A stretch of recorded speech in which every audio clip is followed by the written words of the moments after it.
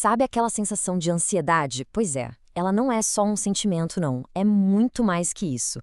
Na verdade, é um processo biológico super complexo que está lá no fundo dos circuitos do nosso cérebro.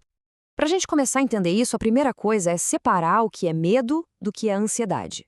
Pensa assim, o medo é o alarme de incêndio tocando porque tem fogo de verdade. É uma resposta a um perigo que está ali, na sua frente. Agora, a ansiedade é o alarme tocando só porque você achou que sentiu um cheirinho de fumaça. É uma resposta a um perigo que talvez nem exista, que está lá no futuro. Então, para a gente mergulhar na ciência por trás disso tudo, nossa análise de hoje vai passar por 5 pontos bem importantes. Primeiro, a diferença entre medo e ansiedade. Depois, a gente vai ver como funciona o alarme do nosso cérebro, quem são os mensageiros químicos dessa história, o que acontece quando o sistema dá pau, e no final, a gente amarra tudo para entender o circuito completo.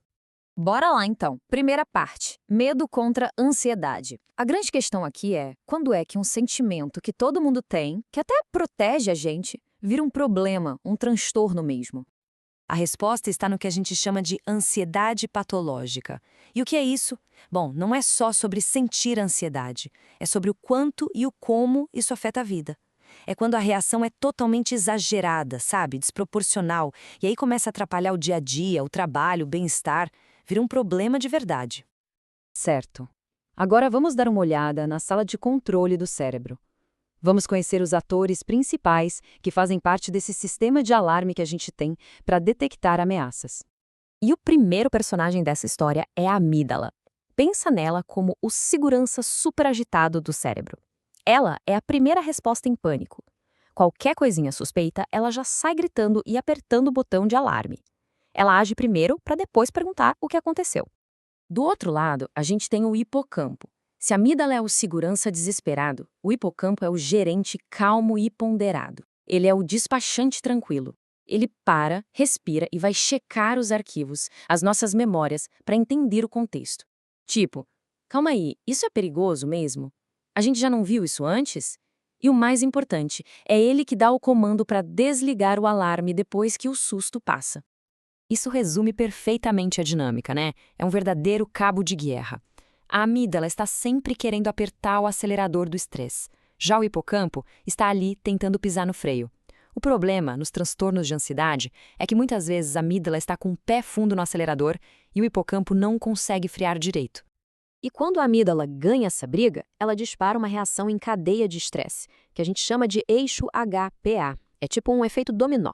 Primeiro, o hipotálamo manda um sinal que vai para a glândula pituitária, que por sua vez manda outro sinal lá para as glândulas adrenais, e o que elas fazem? Liberam o famoso cortisol, o tal do hormônio do estresse, que deixa o corpo todo pronto para lutar ou fugir. Beleza, mas essas partes do cérebro não funcionam sozinhas, né? Elas precisam conversar. E como é que elas fazem isso? Através dos mensageiros químicos. É sobre eles que a gente vai falar agora. E aqui a coisa fica muito interessante. Pega a serotonina, por exemplo. Muita gente conhece como o neurotransmissor do bem-estar, né? Só que o papel dela é duplo. É incrível. Dependendo da região do cérebro, ela pode tanto aumentar a ansiedade, como lá na amígdala, deixando a gente mais alerta ao perigo, quanto pode acalmar, como em outras áreas.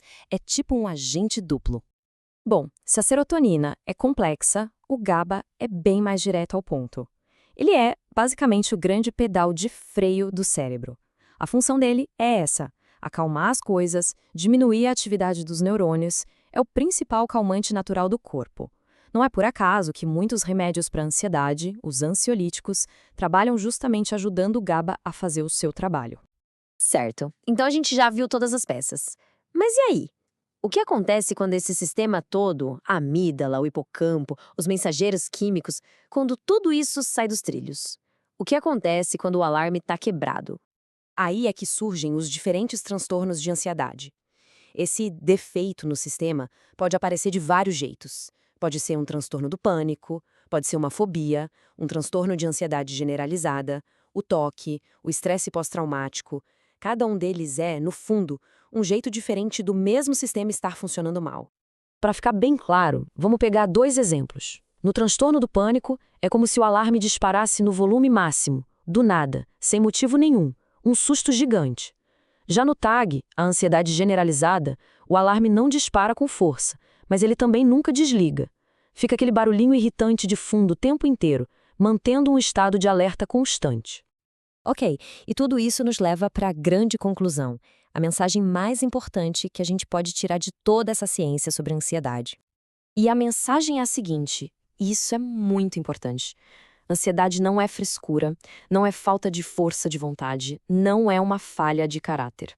É uma desregulação de um sistema biológico. É um circuito que a gente acabou de ver como funciona, que não está operando como deveria.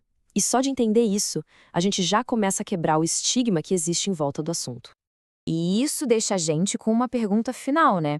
Se a ansiedade é um circuito, se é um sistema que está desregulado, como é que a gente pode aprender a regular isso melhor? Como a gente pode, digamos, recalibrar esse sistema? É exatamente aí que entram as diferentes abordagens, como terapias e outras estratégias que buscam justamente isso, ajudar a ajustar o funcionamento desse circuito.